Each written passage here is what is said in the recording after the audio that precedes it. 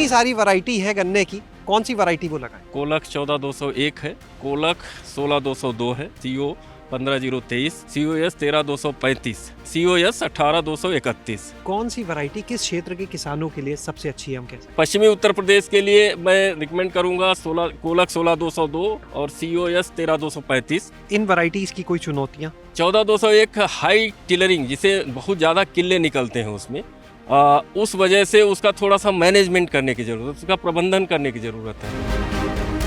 किसानों के लिए गन्ना एक बहुत ही प्रमुख फसल है। खासतौर से बात की जाए उत्तर प्रदेश की, महाराष्ट्र की, बिहार की, ये वो राज्य हैं जहां पर बड़े स्तर पर गन्ने का उत्पादन होता है। इस समय गन्ने की बुआई का समय भी चल रहा है। तो आज हम आपको गन्ने की वो प्रजातियां बताने जा रहे हैं इस वीडियो में, वो वैरायटी जिन्हें लगाकर आप बेहतर उत्पादन, बेहतर आमदनी कर सकते हैं। तो चलिए आपको मिलवाते हैं भारतीय गन्ना अनुसंधान संस्थान के फसल सुधार विभाग के अध्यक्ष प्रधान वैज्ञानिक डॉक्टर संजीव कुमार जी से, जो इस समय हमारे साथ में है। डॉक्टर साहब, बहुत बहुत स्वागत आज आपका हमारे साथ गांव जंक्शन चैनल में। नमस्कार। नमस्कार। इतनी सारी वैरायटी है गन्ने की, किसानों को वैरायटी के चयन में किन बातों का ध्यान रखना चाहिए? कौन सी वैरायटी वो लगाएं? सबसे पहले तो मैं किसानों को यह सलाह दूंगा कि वो भी जो किस्में लगाएं जो भारत सरकार या उत्तर प्रदेश सरकार द्वारा स्वीकृत की गई है। अस्वीकृत किस्में न लगाएं। जो स्वीकृत किस्में हैं, जो सबसे ज़्यादा इस समय अच्छी किस्में हैं, उसमें भारतीय गन्ना अनुसंधान संस्थान द्वारा विकसित कोलक 14201 है और कोलक 16202 है। इसके अलावा एक हमारा जो शुगर केन ब्रीडिंग इंस्टीट्यूट का जो क्षेत्रीय केंद्र है करनाल, उसके द्वारा डेवलप की गई किस्म है CO 15023, जो एक हाई शुगर वैरायटी है, उच्च शर्करा वाली वैरायटी है, रिकवरी अच्छी आती है उसमें, उसको लगा सकते हैं। उसके अलावा एक शाहजहाँपुर की वैरायटी 2019 में रिलीज हुई थी, COS 13235, उसको भी लगा सकते हैं। और एक 2024 में ही एक और किस्म रिलीज हुई थी, COS 18231। इन 4-5 किस्मों का कॉम्बिनेशन लेके किसानों को 238 का रिप्लेसमेंट इनमें करें, 238 को हटाएं जहां बीमारी आ रही है, और जहां नहीं आ रही है उसको भी रिप्लेस करना है, क्योंकि 238 में जब रेड राट आ गया है तो उसको आपको रिप्लेस करना ही करना है। सर, अब इन पांचों वैरायटी के बारे में हम चाहेंगे आप थोड़ी जानकारी दें कि किस वैरायटी की क्या खासियत है, आखिर किसान उन वैरायटी को क्यों लगाएं? किस्मों की बात करते हैं तो सबसे अच्छी किस्म कोलक 14201 है, जो भारतीय गन्ना अनुसंधान संस्थान से रिलीज हुई है। इसका उत्पादन जो है लगभग 1200 से 1500 कुंटल आसानी से ले सकते हैं। इसके लिए आपको थोड़ा सा जो एक चुनौती है कि ये लेट प्लांटेड में बहुत अच्छा नहीं करती। अगर इसकी बुआई हम ऑटम सीजन, जो अभी सीजन चल रहा है, शरदकालीन सीजन, इसमें अगर करेंगे तो इसकी पैदावार अच्छी होगी।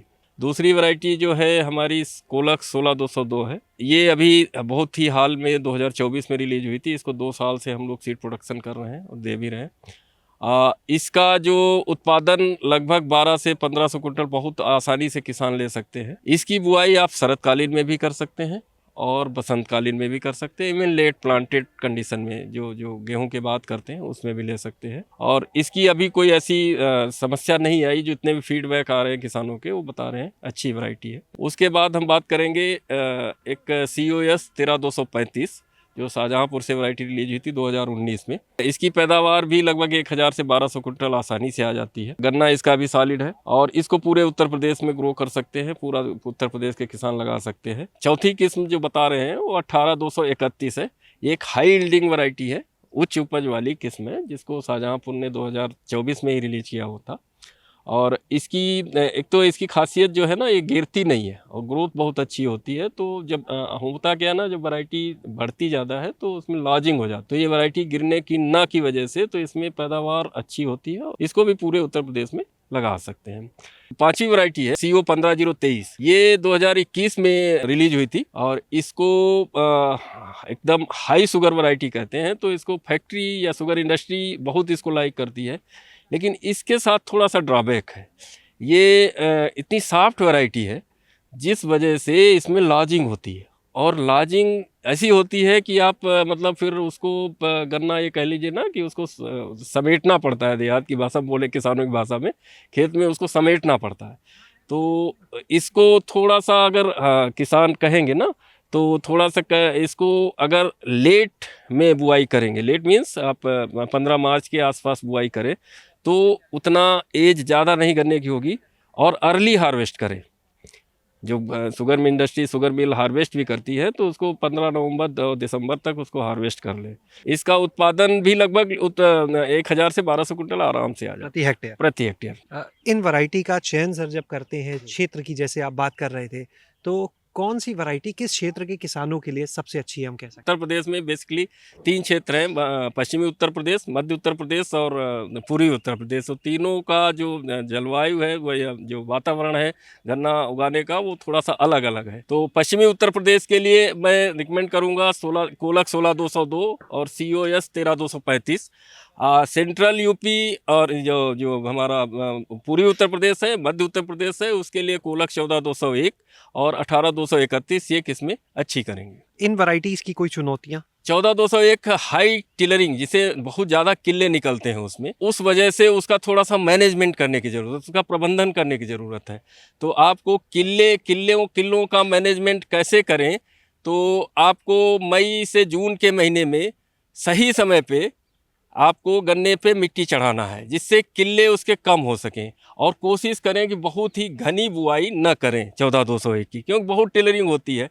अगर किल्ले ज़्यादा निकलेंगे, जितने ज़्यादा किल्ले निकलेंगे उतने ही गन्ना पतला हो जाएगा। और जब किल्लों को कम कर देंगे, कम किल्ले रहेंगे, तो गन्ना आपका मोटा होगा, हाइट भी बढ़ेगी ऊपर। जब ज़्यादा किल्ले होते हैं तो हाइट गन्ना थोड़ा छोटा रह जाता है, जब थोड़े किल्ले होंगे तो ऊपर को बढ़ेंगे।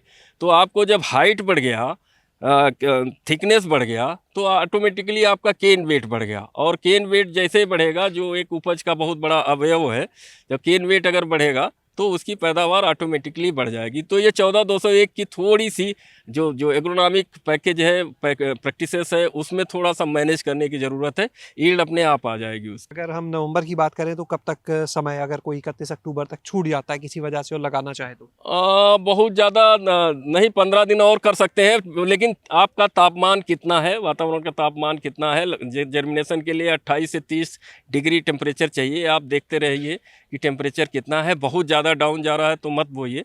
अगर 28-30 मेंटेन हो जा रहा है मैक्सिमम टेम्परेचर, तब तक बुआई कर सकते हैं। यानी 28-30 है तो 15 नवंबर तक भी, जैसा आपने बताया। बिल्कुल कर सकते हैं, बिल्कुल कर सकते हैं। सर, अब बात आती है, किसान जब बीज लेने के लिए जाता है तो एक बड़ी चुनौती है, उसको जो बीज मिल रहा है, आपने वैरायटी बता दी, लेकिन उसे सही बीज मिल पा रहा है या नहीं? किसानों को राय देना चाहता हूँ कि किसान हमेशा राज्य सरकार द्वारा जो गन्ना विभाग है, वो जो सीड डिस्ट्रीब्यूशन कराता है और जो शोध केंद्रों से ले जाके, जिसका जो अपने इनके गन्ना विकास परिषदें हैं या जिला गन्ना अधिकारी है, इनके सहायता से जो लोग उठा के ले जाते हैं शोध केंद्र से, वो जो डिस्ट्रीब्यूशन करते हैं वहाँ से ले, या इनके अपने रजिस्टर्ड ग्रोवर्स हैं या इनके सेल्फ हेल्प ग्रुप है।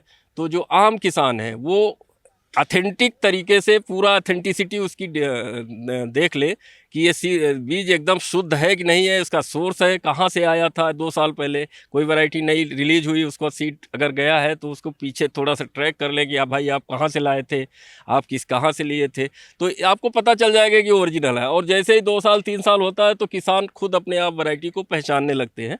सर, जो वैरायटी की बात की, कई बार जब नई वैरायटी होती है, किसान को जो बीज मिलता है बहुत सीमित मात्रा में मिलता है। आप कोई बड़े स्तर पर गन्ने की खेती कर रहा है तो पर्याप्त नहीं होगा। ऐसे में किसानों को क्या सुझाव देंगे, वो अपनी आवश्यकता को खुद कैसे पूरा करें? जो किसान है, बड़े किसानों के लिए बहुत ज़्यादा पैनिक होने की ज़रूरत नहीं है।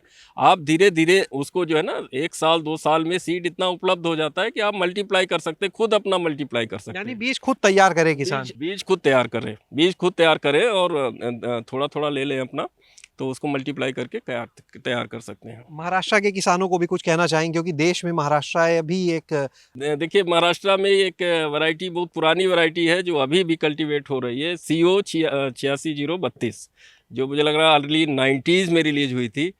और उसका अभी भी अल्टरनेट डेवलप तो बहुत सारी किस्में विकसित हुई हैं, लेकिन उसका अभी भी अल्टरनेट नहीं हुआ है।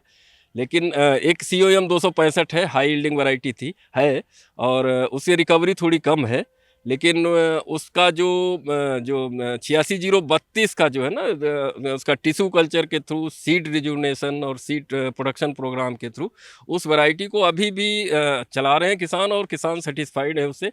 बहुत बहुत शुक्रिया सर, ये महत्वपूर्ण जानकारी देने के लिए। तो Thank you, आज thank you, आपने यहाँ thank you, पर डॉक्टर संजीव जी को सुना कि उन्होंने एक एक वैरायटी के बारे में, जो सबसे अच्छी वैरायटी किसानों के लिए हो सकती है? किस क्षेत्र के किसान के लिए, यानी पश्चिम यूपी का किसान है तो किस वैरायटी पे जाए, पूर्वी उत्तर प्रदेश का है किस वैरायटी पे जाए, बिहार का किसान है वो किस वैरायटी को लेकर खेती अपनी करे, बुआई करे इस बार? ये सारी जानकारियां दी, किस वैरायटी के क्या फायदे हैं, उत्पादन कितना होगा, किस तरह की चुनौतियां हैं, ये भी आपने जाना। तो आप बुआई अगर करने जा रहे हैं तो एक तो समय का ध्यान रखें और दूसरा वैरायटी का चयन करते समय, बीज खरीदते समय बहुत ही ज्यादा अलर्ट रहने की आपको जरूरत है। शैलेश अरोरा, गांव जंक्शन। गांव जंक्शन को सभी सोशल मीडिया प्लेटफॉर्म्स पर फॉलो करें। व्हाट्सएप चैनल और जीमेल आईडी पर भी संपर्क साध सकते हैं।